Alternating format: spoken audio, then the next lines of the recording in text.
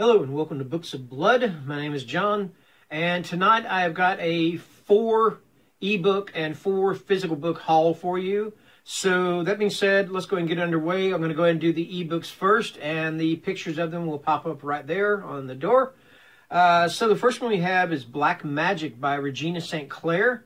And Regina's got her own YouTube channel called Regina's Haunted Library.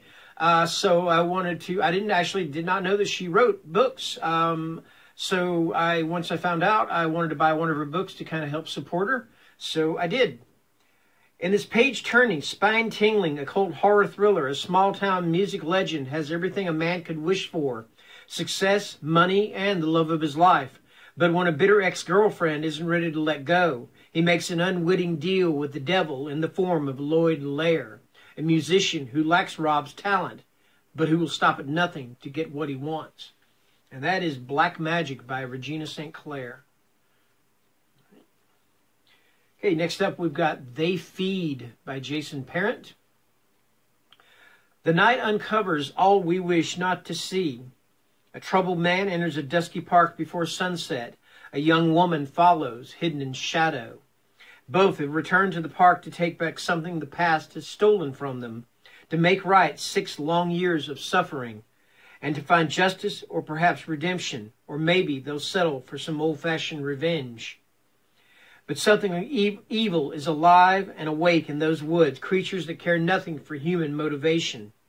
They're driven by their own insatiable need, a ravenous, bottomless hunger. The campgrounds are full tonight, and the creatures are starving. Before the night is over, they will feed. And that's They Feed by Jason Parent. All right. Let's see what else we have here. Okay, and next up we've got Video Nasties by Duncan Ralston. 16 horror tales in the tradition of Stephen King, Richard Matheson, and the Twilight Zone. Video Nasties. After discovering a box of old videotapes outside an abandoned warehouse, a young film enthusiast inadvertently releases horror director Niccolo Finelli and his Video Nasties from VHS imprisonment. How to Kill a Celebrity. New hire Annie Watkins' preemptive obituaries at Live at 5 New Orleans News seems to be killing off famous people. Cuttings. A used delivery van causes Katie and Gavin's lives to take an unimaginable wrong turn into very dark territory. Mental. A teen orphan with a unique ability is held captive in a secret government lab, forced to submit to their whims. He is Risen.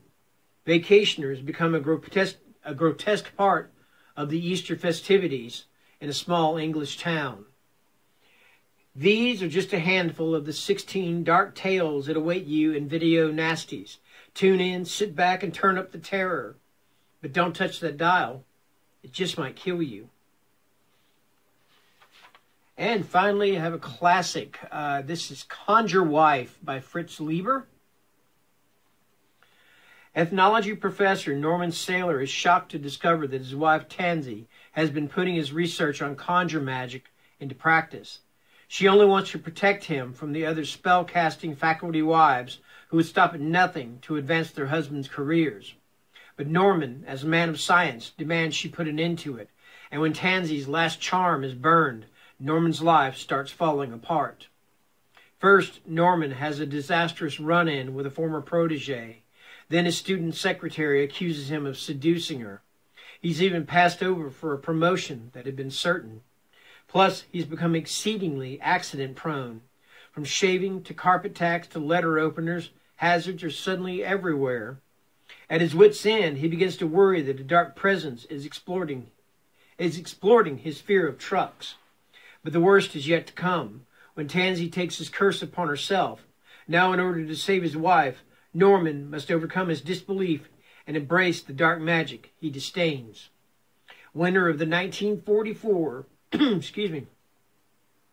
retrospective Hugo Award, Conjuring Wife is widely celebrated as a modern classic horror fantasy and has been adapted for film 3 times. Weird Woman in 1944, Burn Witch Burn in 1962, and Witch's Brew in 1980. And that is Conjuring Wife by Fritz Leiber.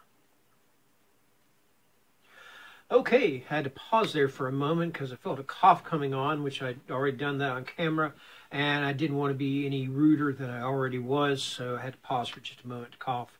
All right, so next up we've got the 4 physical books that I've received over the last month or so, maybe.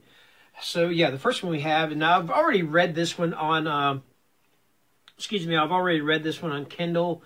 It was I actually bought it. He did send me an advanced reader copy of Devil's Creek. I appreciate that. But I had heard so many good things about this book, and I read it on ebook, and I loved it. And I wanted it very badly as a paperback. And that is The Final Reconciliation. And this is by Todd Keisling. And what's cool about this is, first of all, he sent me a lot of nice little swag with this too, like some postcards that promoted Devil's Creek, and a business card. I think he might have sent me a sticker too, but I don't remember.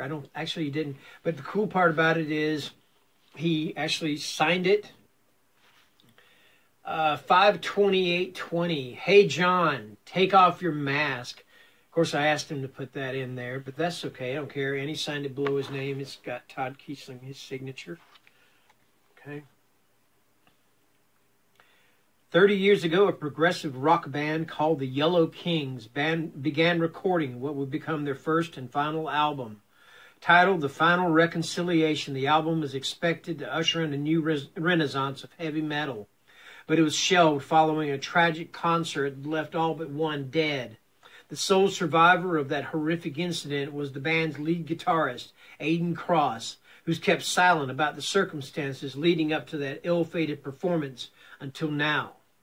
For the first time since the tragedy, Aidan has granted an exclusive interview to finally put rumors to rest and address a question that has haunted the music industry for decades. What happened to the Yellow Kings? The answer will terrify you. Inspired by the King in Yellow mythos first established by Robert W. Chambers and reminiscent of cosmic horror by H.P. Lovecraft, Laird Barron, and John Langan, comes The Final Reconciliation, a chilling tale of regret, the occult, and heavy metal by Todd Keisling. One thing they say about this, that since it began with, or first established by Robert W. Chambers, the actual creator of the character of Hastur and of Carcosa, which is 2 of the things that are mentioned in this book, was Ambrose Bierce. Hastur first appeared in a story called Haida the Shepherd, and Carcosa was from an inhabitant of Carcosa. And again, both those are by Ambrose Bierce. All right, next up, and this is one I've really been waiting to get. So I finally was able to get a hold of a copy, and this is Stephen King, If It Bleeds. And if you hear a little raspy little meow, that's my cat, Gomez. Yeah, he just did it just now. I don't know what he wants. I think he might want out, and he can wait just a minute. I'll let him out. Actually, you know what? I'm going to go let him out. I'll be right back. Sorry about that.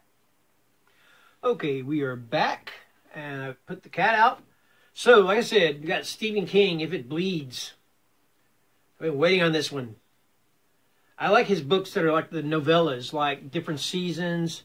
Which one? Other one was it? Was it Full Dark, No Stars, or the other one? Full Dark, No Stars. Yes, that was one of them. And he had another one too, I think. I'm trying to think.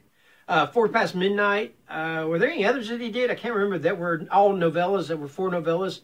I think, yeah, I think he does, but I don't remember the name of it. Anyway, If It Bleeds. What stories do we have in here? What do you say? Readers adore Stephen King's novels, and his short stories are their own dark treat. Briefer, but just as impactful and enduring as his longer fiction. Different seasons. Man, I'm really tongue-tied here. I'm sorry. Let's slow down, all right? Readers adore Stephen King's novels, and his short stories are their own dark treat. Briefer, but just as impactful and enduring as his longer fiction. Different Seasons, the Knockout King collection featuring Rita Hayworth in Shawshank Redemption, and The Body, made into the movies The Shawshank Redemption and Stand By Me, was published nearly 40 years ago. The stories and the characters seem as fresh today as they did when King first introduced them to the world. And If It Bleeds, King gives readers 4 brilliant new stories, sure to prove as iconic as their predecessors. Once again, King's remarkable range is on full display.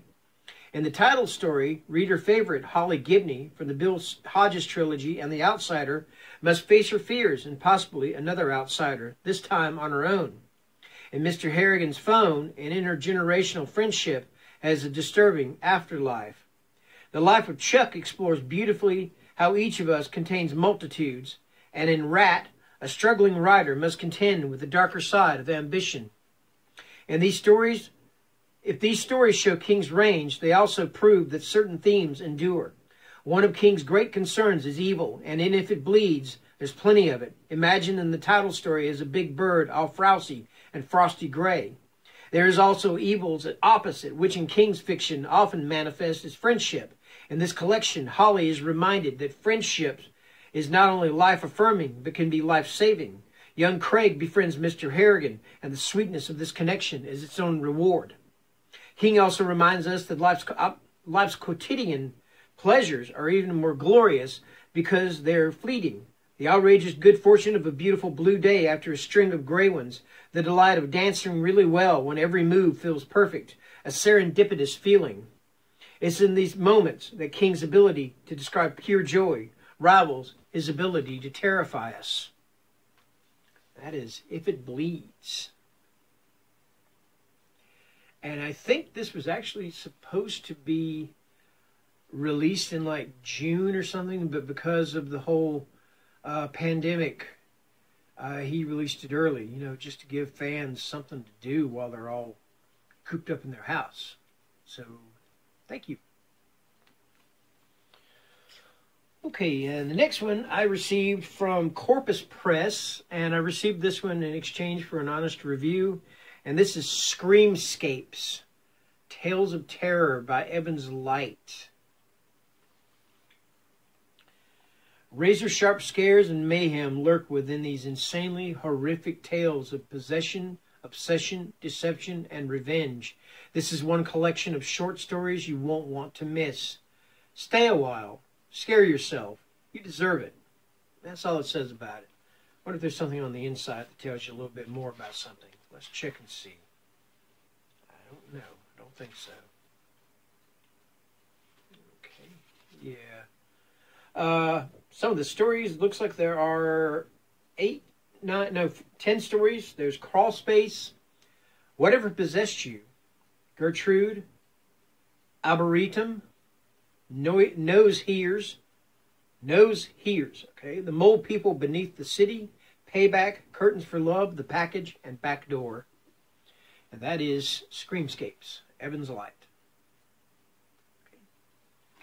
And finally, I have heard Brad Proctor talk about this book so much on his freaking channel that I'm sitting there going, man, I've really got to get this book. And it sounds like a really awesome book. I've gotten to where I like horror and westerns together. If you've seen Bone Tomahawk, that's a perfect example of a horror western. I'm trying to think of what else is a good example, but for my money, I am really going to think that this is going to be one that is going to live up to that and is going to turn out to be a fantastic horror western. And I'm talking about The Magpie Coffin. It's by Wiley Young. The year is 1875, and outlaw Salem Covington has spent the last 20 years collecting stories, possessions, and lives. Nicknamed the Black Magpie for his exploits during the war, Salem has carved a bloody trail across the western territories. Informed that his mentor, Comanche shaman Dead Bear, has been murdered, he vows vengeance on the perpetrators. Enlisting the help of an army scout and preserving the body of his mentor in a specially made coffin, Salem sets out in pursuit. But the choices of Salem's past that earned him the moniker Black Magpie are riding hard behind him, and the only weapon that can kill him might not be as far away as he thinks. The Magpie Coffin is an unrelenting tale of revenge with precise brutality and extreme violence. And this is book one, and I think it's not, I don't know if it's book one in a series, but it's book one of something. And I can't remember what the second one is called. I do want to get that one also, and I'm not sure who the author is either. So yeah, and that's it. That is my ebook and physical book haul. 4 books, 4 physical, 4 ebooks. It's the weekend. Enjoy the weekend. Stay safe. And good night.